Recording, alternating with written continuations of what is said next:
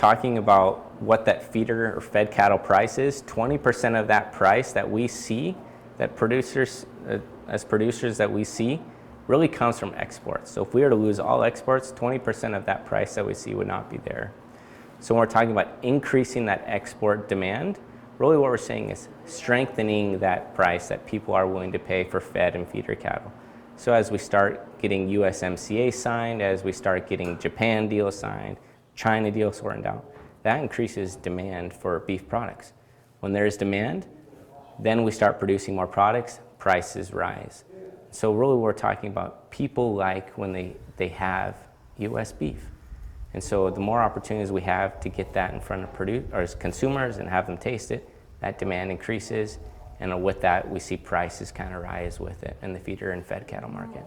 So I think when we're looking at Japan and we're looking at the types, each kind of country purchases a different type of product. So for instance, South Korea buys a different product than Japan. Chinese consumers prefer a different product than Japanese consumers. And really, consumers in America, we love ground beef. So much that we actually import a lot of ground beef. And where is that ground beef coming from? It's coming from Australia and from New Zealand. And so about selling ground beef, I'm not so much concerned with that lack of purchase on the ground beef, because we as American consumers love ground beef and we're willing to purchase so much that we want to import a lot of that stuff. And so I focus more on a lot of the quality cuts that we grow, really grain finished beef. And if they're buying those products, and demand for American products in Japan will continue to increase.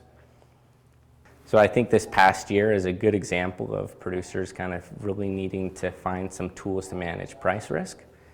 We saw kind of the cash market and the futures market go all over the place, and really kind of thinking through what tools do I have to manage price risk and what am I willing to take.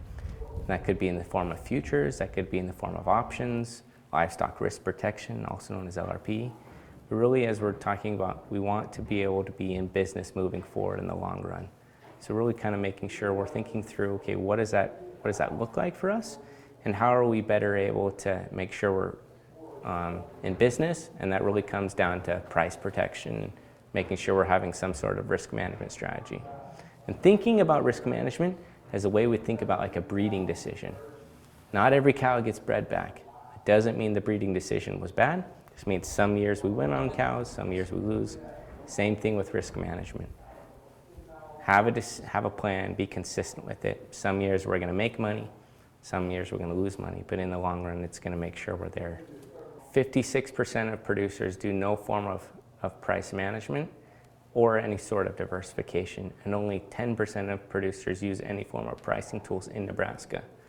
We're exposing ourselves to a lot of price risk, and so kind of finding ways to incorporate risk management into our production practices is really going to be important as we see probably increasing volatile cash and futures markets.